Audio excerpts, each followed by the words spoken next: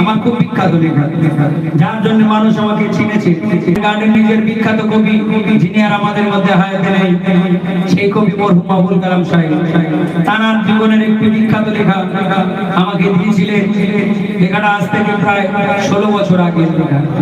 শুনবেন, আল্লাহ রাসূল এই দুনিয়ার মধ্যে আসার আগে আমার আল্লাহ সারা কুল কায়নাত জমিন আসমানকে উদ্দেশ্য করে বলল, এই আসমান তুমি দেখো আমি দুনিয়ার মধ্যে আজকে কাকে পাঠাচ্ছি। তাই আল্লাহ বলছে, আল্লাহ বলে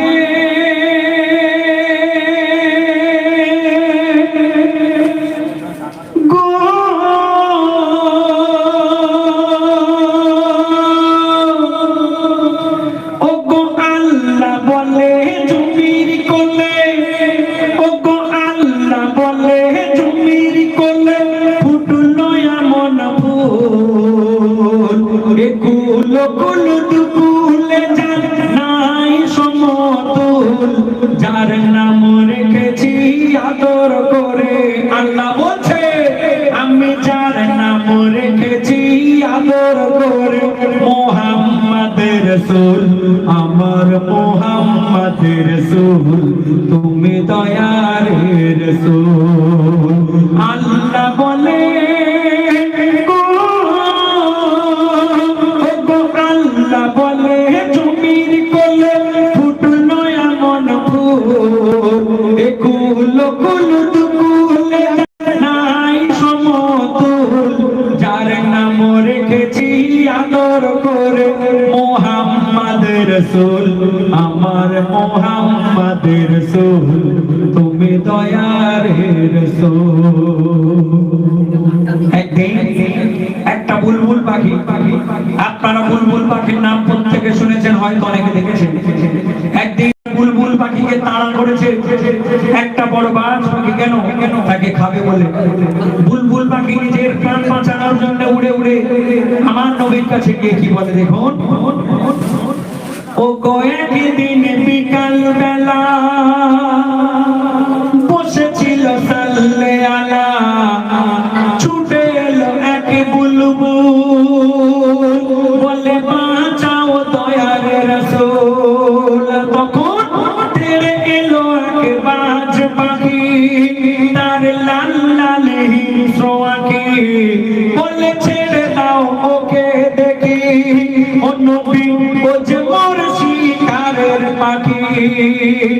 আর বুলবুল কেঁদে বলে আমাকে ছেড়ে দিলে আমার জান যাবে চলে, আমার জান যাবে চলে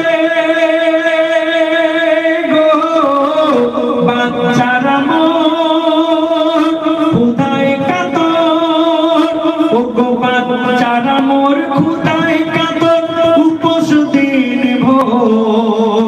তখন আল্লাহ রাসূল বলে ধৈর্য ধরো সবর করো, ও বুলবুল ধৈর্য ধরো সবর করো, ভয় কিছু নেই তো, আমি থাকতে পারবে না খেতে কেউ তোর মাংস এক চুল, বলে মুহাম্মদ রাসূল, তুমি দয়ার রাসূল।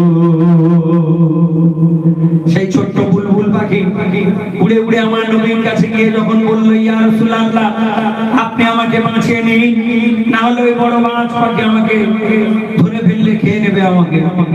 তখন আমার নবী ছোট্ট বুলবুল পাখিকে নিজের জুব্বার মধ্যে ঢেকে নিলেন আর বললেন, বুলবুল আমি থাকতে তুমি কোনো ভয় পেও না।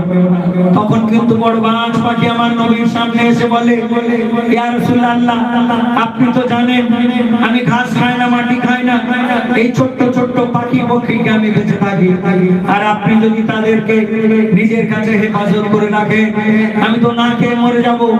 আপনি বিচার করে বলুন আমি কি খেয়ে বাঁচবো। সেদিন আমার নবীর বিচারটা শুনো। তিনি বিবি আয়েশাকে ডেকে বললেন, বিবি বাড়িতে আমাদের রান্নার জন্য যে কাঁচা গোশ আছে তার থেকে কিছুটা নিয়ে ওই বড় বাজ পাখিকে দিয়ে দাও। ও গো বলছে দয়ার নবী, ওকে কাঁচা গোশ দাও আয়েশা বিবি, বাজ পাখি খেয়ে নিবি, বুলবুলকে ছেড়ে আর তখন বলে শোনো ওগো বলছে দয়ার নবী, ওকে কাঁচা গোশত দাও আয়েশা বিবি, আজ পাখি খেয়ে নিবি, বুলবুলকে ছেড়ে দিবি।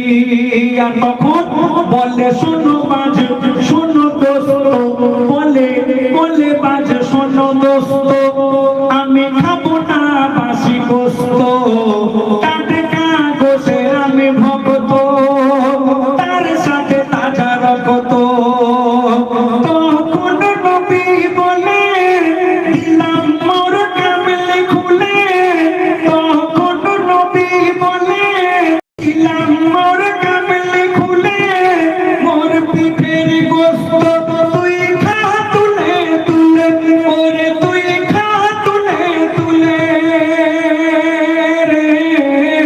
বাজ পাখি পিঠে মোহর দেখি, ওগো বাজ পাখি পিঠে মোহর দেখি, সেখানে পালক বুলিয়ে দেয়।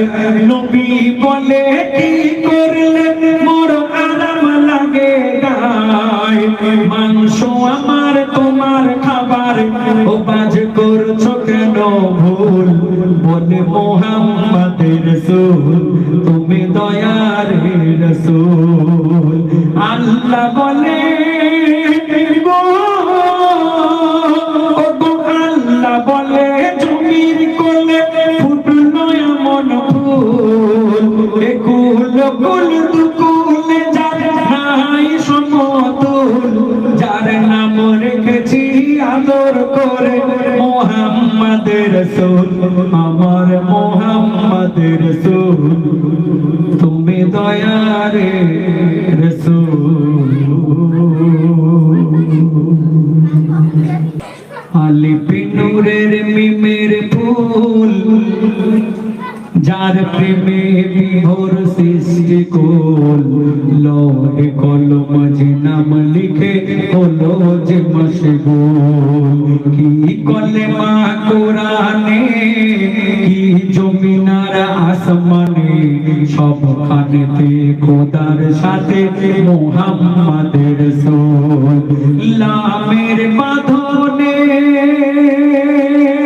বাঁধা দুজনে, লামের বাঁধনে বাঁধা দুজনে, একই নূরের এপার ওপার, একই নূরের এপার ওপার, তারা নয় কো সমতুল। তবে আলিফ নামের পাশে লেখা মুহাম্মাদের রাসূল।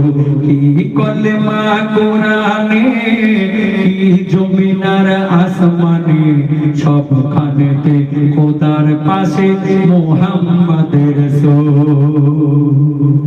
আমরা আমার লেখক লিখলেন আমার নবী মিরাজে গিয়েছিলেন, মিরাজ থেকে আমার নবী যখন ফিরে এলেন, মাওলা আলী আমার নবীর কাছে গিয়ে বললেন, ইয়া রাসূলুল্লাহ আপনি আল্লাহর আরশে গিয়েছিলেন, আরশে গিয়ে আপনি কি দেখলেন, আল্লাহর সঙ্গে আপনার কি কথা হলো? সেদিন আমার নবীর সঙ্গে মাওলা আলীর কি কথা হয়েছিল শুনুন।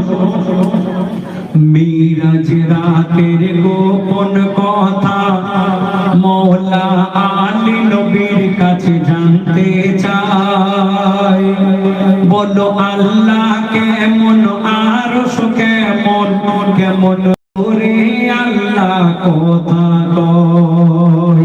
আর বলে মুস্তাফা শোনো আলী মোর তো যা, আল্লাহর সাথে যখন মোর কথা হয়, যেন তোমার কণ্ঠে আল্লাহ মাবুদ আমার সাথে কথা কয়। আর আল্লাহ বলে যে আল্লাহ আমার গোপন কথা, মিরাজে আল্লাহ আমার গোপন কথা, ও আলী ঢেলে দিলাম তোমার সিনায়, আর যে সব কথা